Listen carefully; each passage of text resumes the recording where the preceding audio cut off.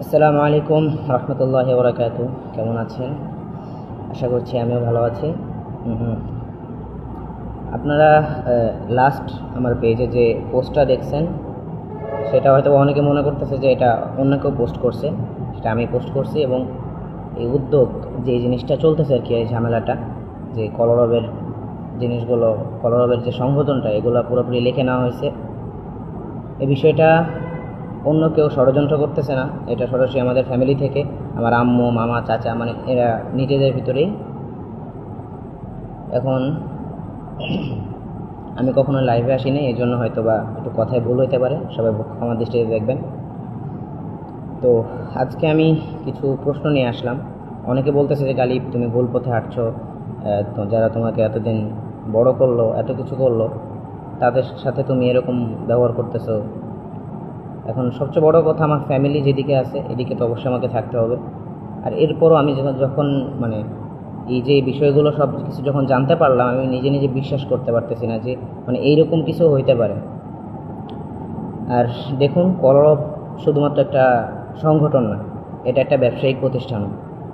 ঢাকা দক্ষিণ city corporation 13 নং ওয়ার্ডের করা ট্রেড লাইসেন্স অনুযায়ী এই কলরবের মালিক রশিদ আহমদ ফেরদৌস চাচু। এখন আমার প্রশ্ন হলো, এই কলরব যদি একটা ব্যবসায়িক প্রতিষ্ঠান হয়, তো এটার মানে মালিক, এটার মালিক কিভাবে আরেকজন হইতে পারে? সেখানে আমার বাবা এই প্রতিষ্ঠানটা প্রতিষ্ঠিত করছে, ঠিক আছে, এরপরে তো উনি কাউকে লিখে দিয়ে যান নাই, বা আমার কোনো এমন কেউ নাই, কোনো অভিভাবক যারা কলরবের দায়িত্ব নিছে।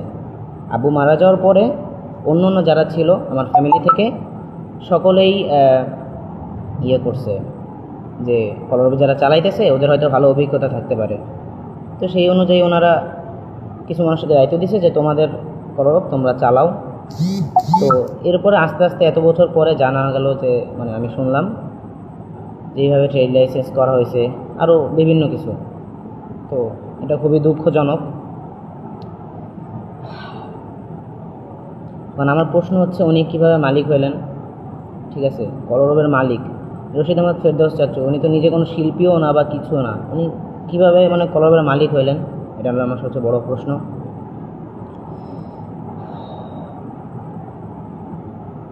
আর আব্বু বেঁচে থাকতে কলরবের প্রযোজনা অনেকগুলো অ্যালবাম হয়েছিল।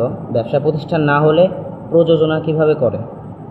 B2M কোম্পানির সাথে আমার বাবা আইনুদ্দিন আজাদ রহমতুল্লাহ আলাইহি কলরবের এমডি হিসেবে স্বাক্ষর করেছিলেন।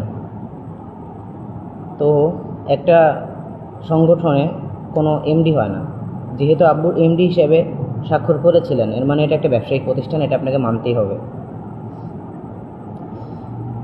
আর কলরবের অনেকের কাছে শুনতেছি যে কোনো সংগঠনের আবার এমডি হয় নাকি, এটা তো ওনাদেরই কথা।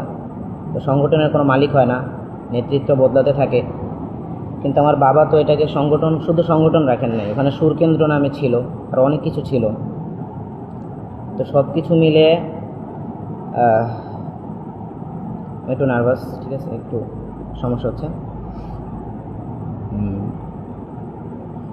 আর আরেকটা প্রশ্ন, হলিটিউন যে কলরবের চ্যানেলটা আছে, এটা আসলে আমি শুনলাম যে কলরবের সাথে নাকি হলিটিউনের চুক্তি হয়েছে। বিষয়টা আশ্চর্য, আপনাদের কাছে নাও লাগতে পারে। এখন হলিটিউনের সাথে কলরবের কীভাবে চুক্তি হয়? হলিটিউন তো কলরবের ইউটিউব চ্যানেল, তাই না? কিন্তু ভিতরে ভিতরে দেখেন এই ইউটিউব চ্যানেলের মালিক নাকি বদরুজ্জামান চাচু। মানে খুবই আশ্চর্যজনক বিষয়। হলিটিউন থেকে যা ইনকাম হয় এর থেকে 30% কলরবের ইনকাম, আর বাকি 70% হলিটিউনের। মানে হলিটিউন কি? এটা কলরবের বাইরে কিছু, এটা আলাদা একটা প্রতিষ্ঠান যেটাকে বদরুজ্জামান চাচু নিজে প্রতিষ্ঠিত করছে। এখন কথা হচ্ছে, এই হলিটিউন চ্যানেলের যে অ্যাবাউট আছে, অ্যাবাউট যেখানে গিয়ে দেখা হয় যে কতজন, মানে কত বছর আগে এটা খোলা হয়েছে, তো ওখানে গিয়ে দেখতে পারবেন যখন এই হলিটিউন চ্যানেল খোলা হয়েছে, মানে ওই সময় হলিটিউনের কোনো অস্তিত্বই ছিল না। ওটা কলরবের মূলত একটা ইউটিউব চ্যানেল খোলা হয়েছিল। কলরবে যখন যে কোনো অনুষ্ঠানে যাইতো, তখন তো একটা নতুন মার্কেট, মানে কলরবের একটা ভাইরাল হওয়ার একটা সময় ছিল। তখন অনেক মানুষ কলরবকে চিনে। আবু মারা যাওয়ার পরে অনেকের চোখে পড়ছে এটা যে কলরব নামে একটা সংগঠন আছে, অনেক ভালো গজল গায় বা এরকম কিছু, বাংলাদেশের ফার্স্ট টাইম। তো ওখান থেকে এরকমভাবে সব ছড়ানো হতো যে ইউটিউবের ভিতরে আমাদের এমন এমন ইউটিউব চ্যানেল আছে, তো ওইটার লিঙ্ক সবাইকে মানে বলে দেওয়া হতো যে এটার নাম এটা, এই সবাই ঢুকে ঢুকে সাবস্ক্রাইব করবেন। তো সবাইকে কলরবের চ্যানেল বলে সাবস্ক্রাইব করানো হয়েছে, কলরবের চ্যানেলও ছিল, কিন্তু পরবর্তীতে এটাকে নাম চেঞ্জ করে হলিউটন রাখা হয়েছে। ভালো কথা, নাম তো চেঞ্জ করাই যাইতে পারে, কিন্তু হলিউটন রাখার পরে এখন শুনতেছি যে হলিউটনের মালিক মানে আরেকজন, মানে হলিউটন একটা অন্য একটা কিছু যেটা কলরবের সাথে চুক্তি হয়েছে। তো এটা আপনাদের কাছে মানে কার কি মনে হয়? আমি জানি না আমার কথা ভুল হইতেছে কিনা, ক্ষমা দৃষ্টিতে দেখবেন।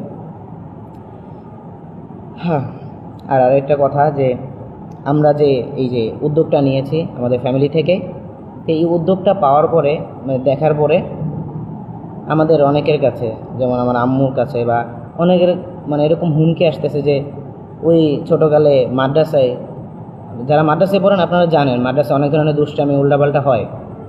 আর আমি অনেক ভালো, আপনারা এতটাও ভালো না, ঠিক আছে? যেহেতু আমি